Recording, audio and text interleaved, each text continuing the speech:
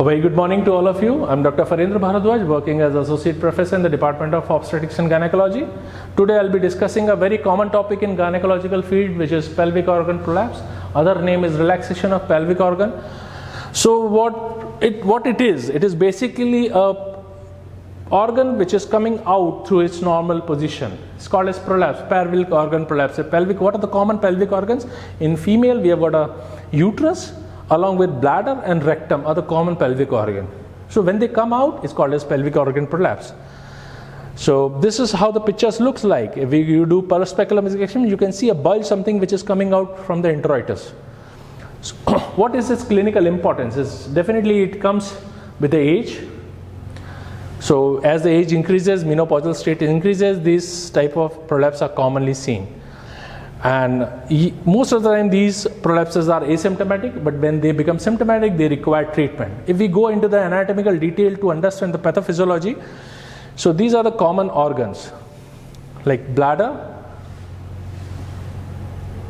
uterus, as well as the rectum. The lower posterior one is the rectum. So this diagram shows a pelvic bone or pelvic cage, or a roomy area of a pelvis, which is basically contained. If we come from below up, urethra, vagina, and anus opening. Gradually we are coming up. So there is an anal sphincter which is surrounded by a superficial fascia and a deep fascia of a pelvis, which is again covered by a pelvic floor muscle, which are nothing but puborectalis, pubococcygeus, and iliococcygeus and ischio-coccygeus muscles. So they are attached with a white line or fascia, condensation fascia. So then there is rectovaginal fascia, which lies in the posterior compartment, which is lying basically between the rectum and the vagina. Anteriorly we have got a vesicovaginal fascia, which lies between the bladder and the vagina and gives support to these organs. Like the anterior fascia gives support to bladder, and posterior fascia gives support to the rectum as well as to vagina. So gradually we are moving inside, we can see the bladder which is coming and the cervix, and when the cervix comes, there is something called as condensation of fascia, which you can see on both the side. It's a cardinal ligament. So another is a uterosacral ligament, which is basically a condensation of fascia extending from the cervix to the sacral promontory. So on this facial condensation, all the pelvic organ, basically the bladder, the rectum, and the uterus are lying. So whenever there is a breach into this fascia, it produces symptom. Suppose there is a bladder which is coming down because of the trauma to the vesicovaginal fascia, is called as cystocele. Suppose the rectum is coming out because of the trauma of rectovaginal fascia, is called as rectocele. And when the uterus is coming out because of the injury to this pelvic support, the basic pelvic support, is called as uterine prolapse.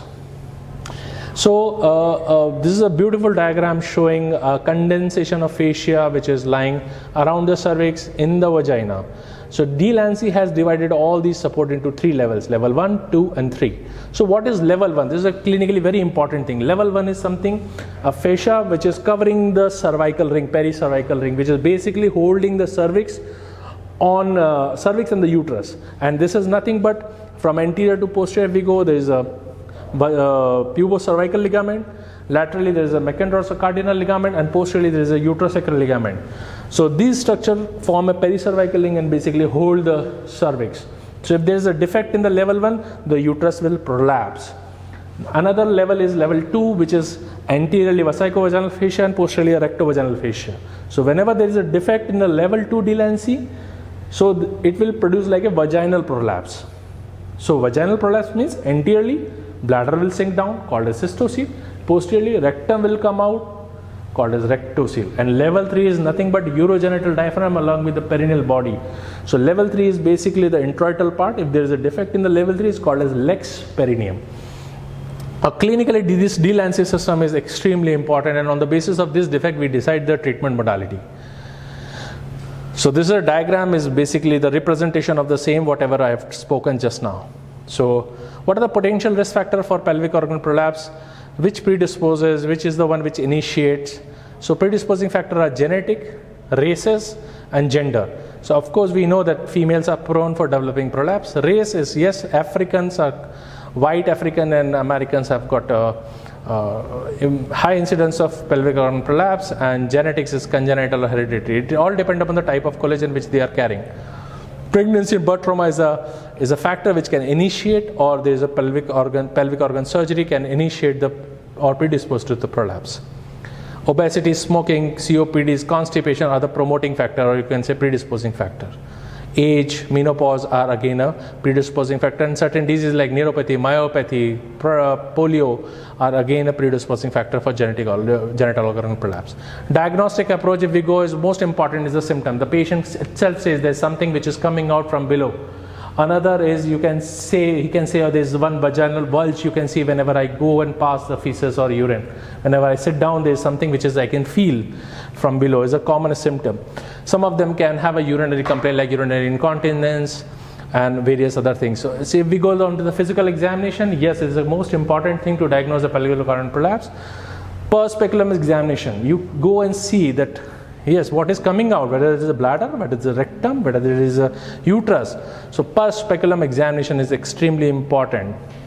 Yes, there is a quantification system for all these prolapses, because somebody says like she is having a vesicovaginal prolapse, she says that I'm having a uterine prolapse. So how do we quantify? To quantify these prolapse, a calculated system have been designed which is called as POPQ system. So there are two most, it's a very technically, if you go and see this diagram, there are certain points which have been given. So guys, for your remembering purpose, 3 length, one is genital hiatus, which is nothing but the vaginal opening. Another is pelvic perineal body, which lies from the posterior margin of the vagina to the anterior margin of the rectum. So there is a thick perineal body. Another third landmark is total vaginal length, that is TVL, which lies from introitus to the posterior fornices. So these are the 3 measurements which you can easily calculate. Another are points like A, B, C and D. These are 4 points. Now what they have done, they have divided A and B point into AA and BA. Now that small a represents basically the anterior abdominal wall, the anterior vagina you can say, and AP and BP represent the posterior vagina. So AA is anterior vaginal, BA is anterior vaginal landmark, AP is posterior vaginal landmark, and BP is the posterior vaginal landmark. What is AA? Is something 3 centimeter from the introital, from the hymen. What is AP? A point lies 3 centimeter from the introitus on the posterior wall. What is BA? Is the point which lies, which is the most dependent part of the anterior vaginal wall, and BP is the prominent point or the most dependent point on the posterior vaginal wall. C is cervix, D is pouch of Douglas. So this is how they have quantified. They form a grid, and on the basis of grid, and they have given certain points, and depending upon the points they have given certain stages. So what is stage 0? There is no prolapse. Stage 1 is when the prolapse is lying more than 1 centimeter above the level of hymen. Stage 2 is less than 1 centimeter proximal or distal to the hymen. Stage 3 is more than 1 centimeter distal to the hymen. And stage 4 is called as procedentia, which is complete eversion of the vagina. Another classification system, Bendon halfway classification system. Stage 1, or you can say stage 1 is above the hymen, 2 is at the hymen, 3 is halfway outside the hymen, and 4 is called as procedentia or maximum descent. Therapeutic approach, you can, depending on the patient's symptom, you can go for observation, pelvic floor rehabilitation or exercise, pessaries, and of course surgery is the main source. So it decides depending upon the symptomatology of the patients. Observation in very old patient, you can just simply go and observe, and very minimal symptoms you can go for observation. Non-surgical options are offered to the patient which are not fit for medical point of view. What you can give is pelvic floor exercises called as Kegel's exercise. You ask them to strengthen their pelvic floor muscle by doing Kegel's exercises.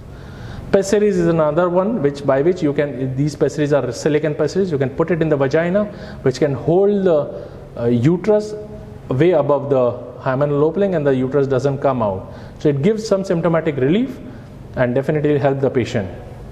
Surgical management is the final management because it's basically herniation. So aim is surgery to improve the prolapse. So what surgery you can do? You can do a vaginal hysterectomy and pelvic floor repair, or you can suspend the vagina to a certain bony fixed point like sacrospinous or sacral promontory. So we have to, yes, plan the patient or treat the patient individually. Best choice of the patient you have to plan. So thank you for your attention. Thank you so much.